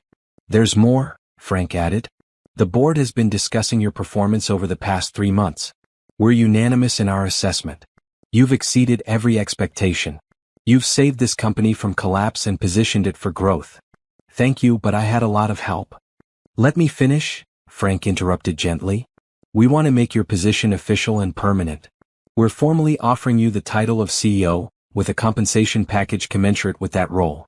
Simone was speechless. You've earned it, Patricia said. You're not chairman of the board as a courtesy anymore. You're the real leader of this company. It's time your title reflected that. I don't know what to say. Say yes, Robert said with a grin. He'd been invited to this meeting, apparently. Yes, Simone said, laughing and crying at the same time. Yes, absolutely yes. The board members applauded. Frank came around the table and shook her hand firmly.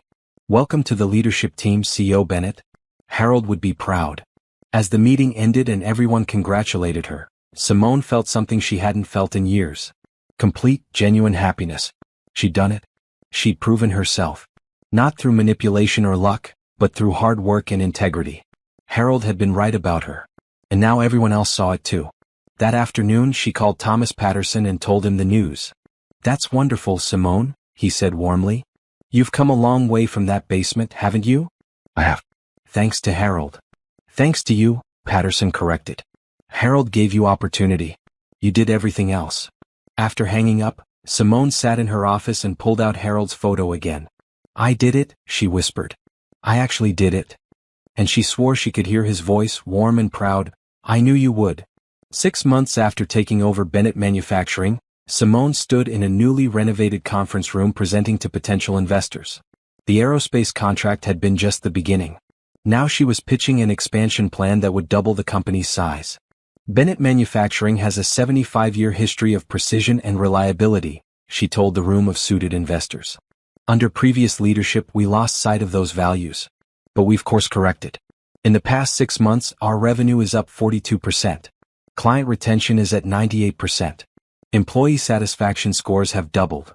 She clicked to the next slide. Now we're ready to expand. We're proposing a new facility in the industrial district, dedicated to aerospace components. This will triple our production capacity for high-precision parts and position us as a leader in the aerospace supply chain. Questions came rapid fire. Simone answered each one confidently, backed by data and realistic projections. Robert had helped her prepare, but the vision was all hers. By the end of the presentation, 3 investors had committed funding. Another 2 wanted follow-up meetings. "You killed it," Robert said as they walked back to their car.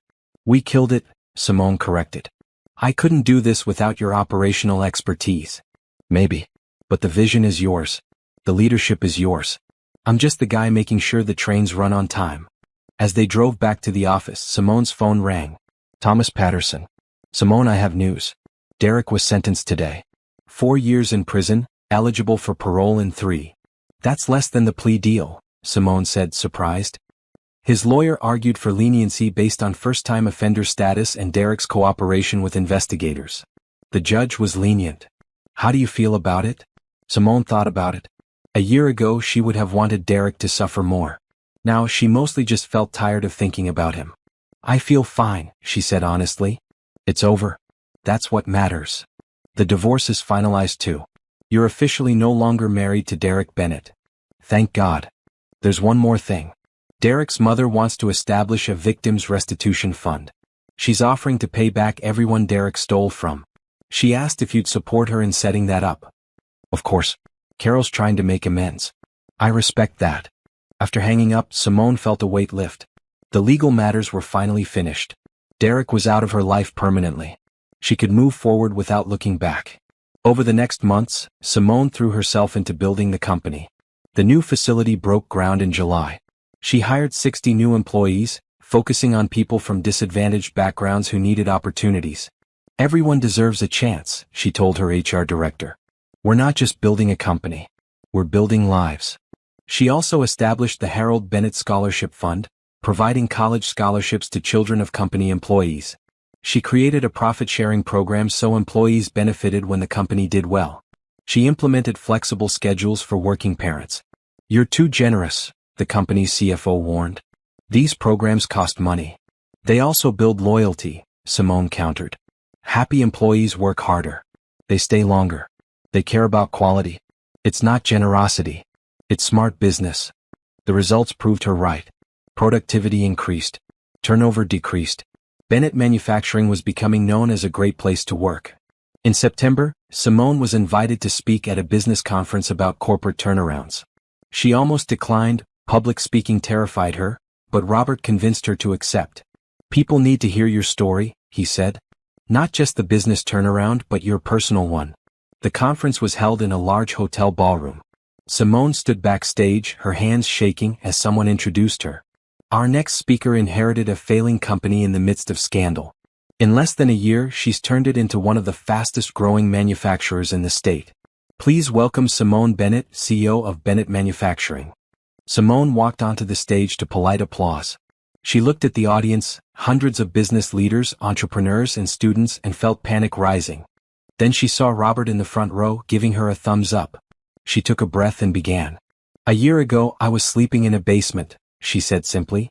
The room went silent. She told her story. Not all of it, some details were too private, but enough. The basement. The cruel ultimatum. The will reading. The inheritance she never expected.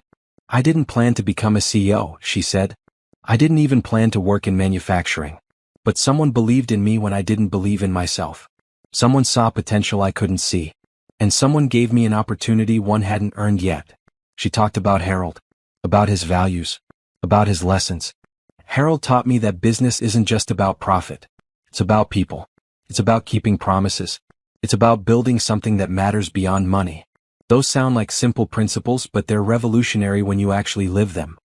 She shared the company's turnaround numbers. The client wins. The employee programs. The expansion plans. "But the most important thing I've learned isn't about business," she said. "It's about resilience. A year ago I thought my life was over. I had no money, no prospects, no future. I was about to be thrown out of my home with nothing. And I felt like a complete failure. Her voice grew stronger. But I wasn't a failure. I was just in a dark moment. And if someone had told me then what my life would look like now, I wouldn't have believed them. I couldn't have imagined this. She looked at the audience. If you're in a dark moment right now, if you feel like you've lost everything, if you think you'll never recover, I'm here to tell you that you're wrong. You can rebuild. You can reinvent yourself. You can create something beautiful from something broken. The applause started before she finished. It grew louder as she concluded her speech. People stood. The ovation lasted several minutes. Afterward, dozens of people approached her with questions and thanks. Young women especially, telling her their own stories of setbacks and struggles. You give me hope, one woman said, tears in her eyes. I'm going through a divorce right now. My husband is trying to take everything. I felt so powerless. But hearing your story makes me think I can survive this. You will, Simone assured her. You absolutely will. That night, Simone returned to her apartment. She'd bought a nice place downtown, nothing ostentatious but comfortable, and hers, feeling more confident than she'd ever felt before. She wasn't just surviving anymore. She was thriving. In October, the aerospace contract was completed ahead of schedule. The client was so impressed they immediately signed a second contract, this one for $35 million over 6 years. The board voted to give Simone a significant bonus. She accepted half of it and distributed the other half to the employees who'd worked on the project. You're supposed to keep that money, the CFO said, exasperated. I'm building loyalty, Simone replied.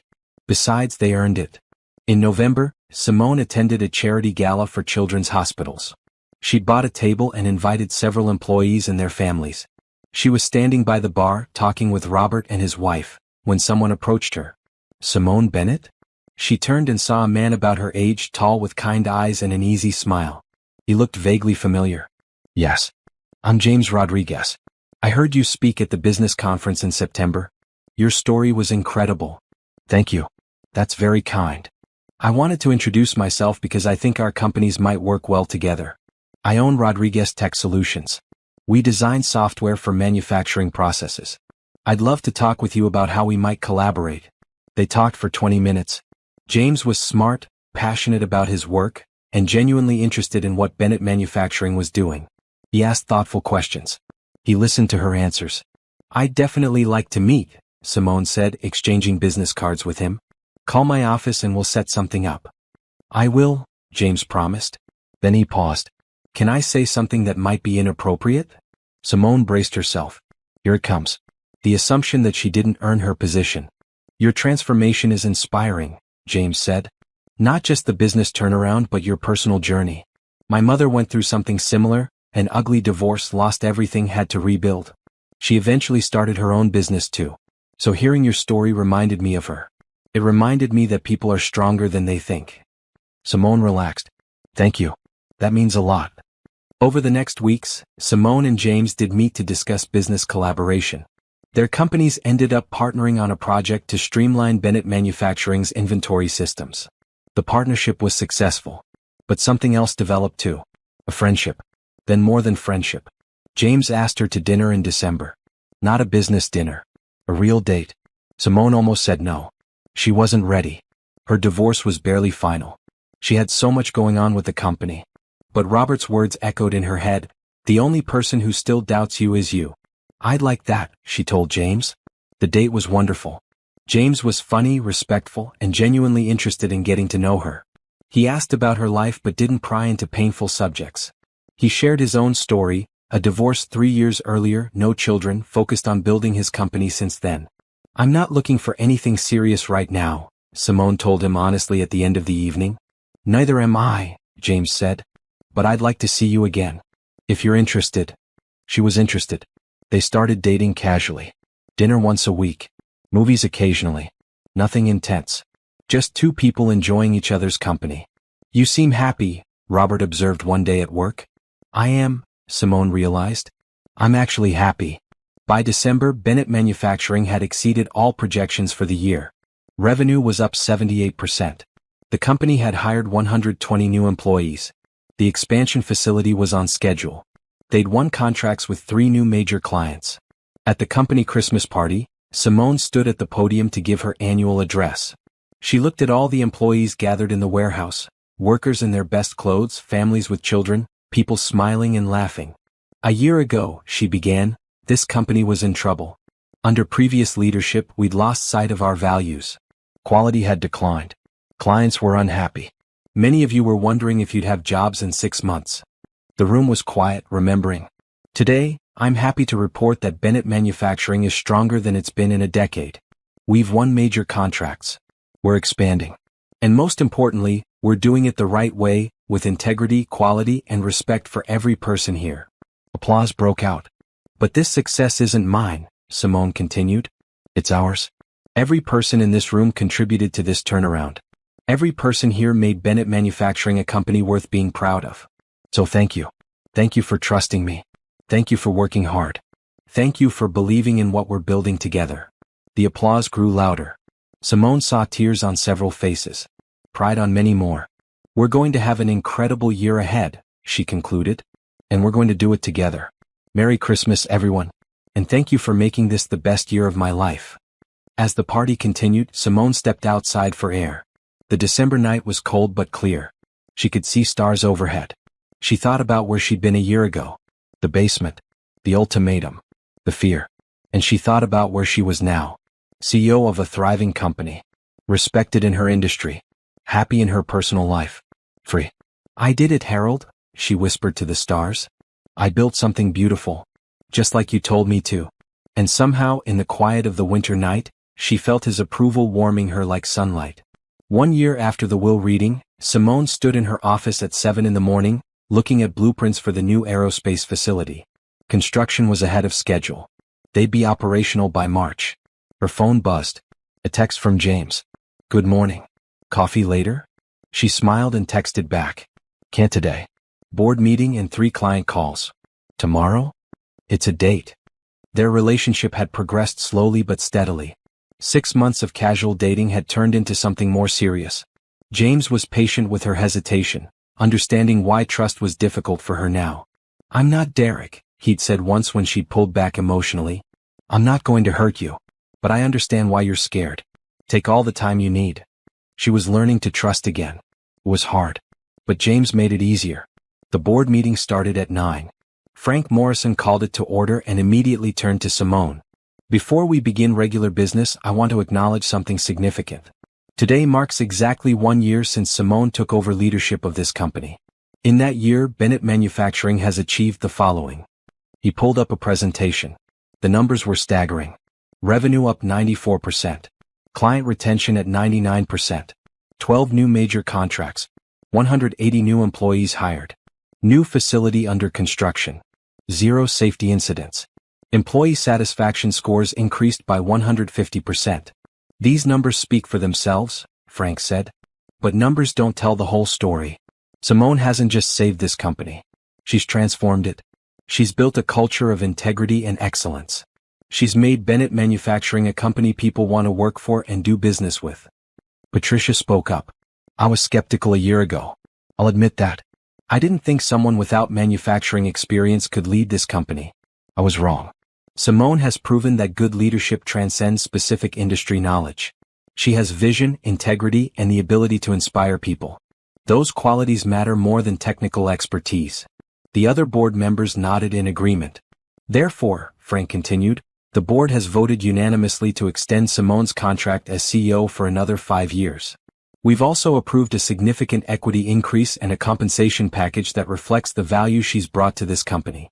Thank you, Simone said, genuinely moved. Thank you all for believing in me, for guiding me, for supporting me when I made mistakes.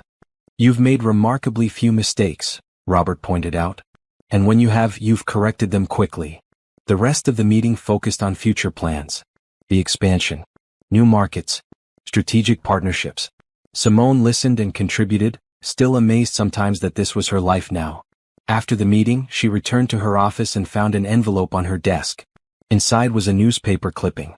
A small article about Derek's release from prison. Derek Bennett, former vice president of Bennett Manufacturing, was released on parole yesterday after serving 18 months of a 4-year sentence for embezzlement. Bennett declined to comment to reporters. 18 months. Derek was out already. Simone felt a moment of anxiety. What if he tried to contact her? What if he caused trouble? Then she remembered something Harold had written in one of his letters. Don't let Derek take up space in your mind. He doesn't deserve that real estate. She threw the clipping in the trash. Derek was out of prison, but he was also out of her life. Whatever he did next wasn't her concern. Her phone rang. Thomas Patterson. Did you see the news about Derek? He asked. Just read about it. He's not allowed to contact you. That's part of his parole conditions. If he tries, call me immediately. I will. But honestly, Thomas, I don't think he will. Derek's ego won't let him face me. He'd rather pretend I don't exist. You're probably right. Still, be cautious. After hanging up, Simone got back to work. She had a client presentation to prepare, a hiring decision to make, and a meeting with the architect about the new facility. At lunch, Robert knocked on her door. Got a minute? Of course. He sat down looking serious. I wanted to give you a heads up. I got a call from a reporter today. She's doing a story on corporate turnarounds and she wants to interview you. What did you tell her? That I'd pass along the message. But Simone, you should know she specifically asked about Derek. About the inheritance. About the criminal case. This wouldn't be a puff piece about business success. It would dig into the personal drama. Simone considered it. A year ago she would have refused immediately. The thought of people knowing her story, judging her situation, would have been mortifying. But she'd given that speech at the business conference. She'd shared her story publicly. And the response had been overwhelmingly positive. Tell her I'll do it, Simone said. But on my terms. I'll talk about the business turnaround. I'll talk about Harold's mentorship. I'll talk about rebuilding my life. But I won't trash Derek. And I won't discuss details of the marriage that are private. Are you sure? This will make you even more visible. I'm sure. My story might help someone else who's going through something similar. That's worth the discomfort. The interview happened 2 weeks later. The reporter was fair and respectful. The resulting article, published in a major business magazine, was honest but kind. It focused on resilience, reinvention, and the power of mentorship. The headline read, From Basement to Boardroom, How Simone Bennett Rebuilt Her Life and Saved a Company. The article went viral. Simone received hundreds of emails and messages from people sharing their own stories of setbacks and comebacks. Several universities invited her to speak. A literary agent contacted her about writing a book. You're becoming famous, James teased one evening over dinner. That's not what I wanted, Simone said. I just wanted to save the company. Too late now. You're an inspiration. I'm just someone who was given an opportunity and worked hard. James reached across the table and took her hand. You're someone who survived betrayal and transformed pain into purpose. That's not just anything. That's extraordinary.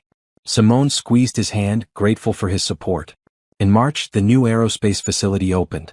The ceremony was attended by company employees, board members, city officials, and representatives from their major clients. Simone cut the ribbon and gave a speech about Harold's vision and values. This building represents more than expansion, she said. It represents commitment to quality, to our employees, and to the future. Harold would be proud of what we're building here. After the ceremony, as she toured the new facility with various guests, someone approached her that she hadn't expected to see. Carol Bennett, Derek's mother. Simone, Carol said quietly. I hope it's okay that I came. I saw the announcement in the paper. Of course it's okay. How are you? I'm well. I wanted to see what you've done with Harold's company. It's impressive. They walked together through the facility, Carol asking intelligent questions about the operations. It was clear she understood manufacturing. She'd been married to Harold for 15 years after all before their divorce. Harold would be very proud, Carol said finally. You've exceeded even his expectations, I think. Thank you. That means a lot. Carol hesitated, then asked, Have you heard from Derek? No. And I don't expect to. He's working at a warehouse now. Loading trucks. It's hard for ex-convicts to find good jobs.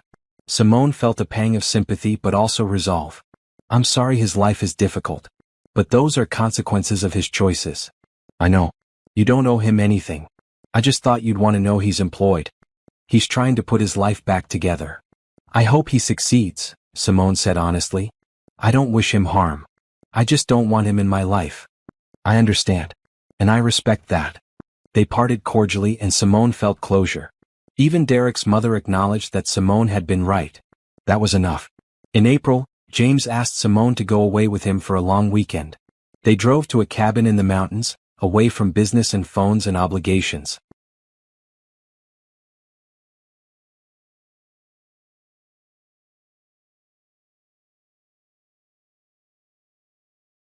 On Saturday evening, sitting by a fire, James turned to her with a serious expression. "I need to tell you something," he said. Simone's heart sank. Here it comes. The revelation that he's married or has some secret, or wants to break up. "I'm falling in love with you," James said. "Actually, that's not accurate. I've already fallen. I'm in love with you." Simone stared at him, speechless. "I know it's only been 6 months," James continued. "I know you're still healing from everything that happened. I'm not asking you to say it back. I'm not pressuring you for anything. I just needed you to know. Because I don't want to hide how I feel." Simone felt tears welling up. But these were good tears. Happy tears. "I'm scared," she admitted. "I'm scared of trusting someone again. Of believing someone loves me and then finding out it's a lie." "I know," James said gently. "And I don't blame you for being scared. Derek did real damage. But Simone, I'm not Derek. I don't want your money. I have my own successful company. I don't want to control you. I admire your independence. I just want to be with you. To support you. To build a life with you if you'll let me." She looked at this man who'd been patient with her walls, understanding of her fears, respectful of her boundaries. This man who'd never pushed, never demanded, never made her feel less than. "I'm falling in love with you too," she said quietly. "It terrifies me. But it's true." James pulled her close and they sat by the fire for hours talking about the future. About hopes and dreams. About building something together. "I don't want to rush anything," Simone said. "I need to take this slow." "We'll take it as slow as you need," James promised. "I'm not going anywhere." By summer, Bennett Manufacturing had secured 2 more major contracts. The company was now on track to hit $100 million in annual revenue within 2 years, a goal that had seemed impossible when Simone first took over. She hired a chief operating officer to handle day-to-day operations, freeing herself to focus on strategy and growth. She launched an internship program for engineering students from local universities. She expanded the scholarship fund Harold had inspired her to create. "You're building a legacy," Robert told her one day. "Harold started it, but you're making it bigger and better." In August, Simone hosted a company picnic at a local park. 300 employees and their families attended. There were games for children, food trucks, and live music. Simone walked through the crowd, greeting people, meeting their families, seeing the joy on their faces. These people had good jobs because she'd saved the company. Their children had healthcare and security because she'd fought to keep Bennett Manufacturing alive. This was what Harold had wanted. Not just a successful business but a company that improved lives. A company that mattered to the community. As the sun set and families packed up to leave, a woman approached Simone. She was one of the factory floor workers, relatively new to the company. "Mrs. Bennett, I just wanted to say thank you," the woman said. "I was unemployed for 2 years before I got this job. I have 3 kids and I was about to lose my apartment. This job saved my family. And everyone says it's because of you. Because you cared about hiring people who needed a chance." Simone felt her throat tighten with emotion. "You earned this job with your skills and your work ethic. I'm just glad we could offer it. Still, thank you. You changed my life." As the woman walked away, James appeared at Simone's side. He'd come to the picnic at her invitation, meeting her employees and fitting in naturally. "You okay?" he asked, seeing tears in her eyes. "Yeah, just grateful. For all of this. You built this, Simone. You should be proud." "I am proud. But I also know I didn't do it alone. Harold gave me the opportunity. Robert taught me operations. The board guided me. The employees did the actual work. I was just the leader. The one who set the direction." "That's not just anything," James said. "Leadership matters. Vision matters. You provided both." In September, 1 year after her speech at the business conference, Simone was invited back as the keynote speaker. This time she was introduced as one of the most successful turnaround CEOs in the country. She walked onto the stage confidently now, no longer terrified of public speaking. "2 years ago, I was sleeping in a basement," she began. The familiar opening. But this time she had an even better ending to share. She talked about the company's continued growth. About the lives changed through employment. About the scholarships and community programs. About building something that mattered beyond profit. "Success isn't about money," she concluded. "It's about purpose. It's about using whatever opportunities you're given to create something meaningful. Harold Bennett gave me an opportunity one didn't earn. But I made sure I deserved it. And that's what I encourage all of you to do, not wait until you deserve opportunities, but prove you deserve them once you receive them. The standing ovation lasted 5 minutes. Afterward, back in her hotel room, Simone called Thomas Patterson. "I wanted to thank you," she said. "For everything. For helping Harold with the will. For guiding me through the legal stuff. For believing in me when I didn't believe in myself." "It's been my pleasure watching you succeed," Patterson said warmly. Harold would be over the moon with pride. "I hope so. I really hope so. I know so. I knew Harold for 30 years. I knew what mattered to him. And Simone, you've exceeded his wildest dreams. You haven't just saved his company. You've elevated it. You've made it a force for good in the world. That's what he always wanted." After hanging up, Simone looked at Harold's photo on her nightstand. She'd carried it with her to the conference. "I'm happy now," she told the photo. "Really genuinely happy. Thank you for giving me that chance. Thank you for seeing something in me I couldn't see myself. Thank you for believing I could do this." And she swore Harold smiled back at her from the frame. In October, James asked Simone to move in with him. She said yes. They found a house together, something that was theirs rather than his or hers. In November, Simone promoted Robert to president of operations, making him her second-in-command officially. "You've earned this 10 times over," she told him. "I couldn't do this job without you." "Yes, you could," Robert said. "But I'm glad you don't have to." In December, at the company Christmas party, Simone announced that Bennett Manufacturing would be giving every employee a bonus 2-week salary as a thank you for an incredible year. The cheers were deafening. As the party wound down, Simone found a quiet corner and looked out at the celebration. Employees dancing with their families. Children laughing. People happy and secure and proud of their work. 2 years ago she'd had nothing. No money, no home, no future. Now she had everything that mattered. A thriving company. A loving relationship. A sense of purpose. Respect from her peers. The satisfaction of building something meaningful. Derek had tried to destroy her. Instead, he'd freed her. The basement had been rock bottom. But hitting rock bottom had given her a foundation to build on. And what she'd built was better than anything she'd had before. James appeared with 2 glasses of champagne. "Toast?" he asked. "What are we toasting?" "To justice. To Harold. To you. To the life you deserved all along." Simone clinked her glass against his. "To the life I deserved," she agreed. And as she drank, surrounded by the company she'd saved and the life she'd built, Simone felt complete peace. She'd survived betrayal. She'd faced her fears. She'd proven herself. And now, finally, she was living the life Harold had always known she could have. The life she truly deserved.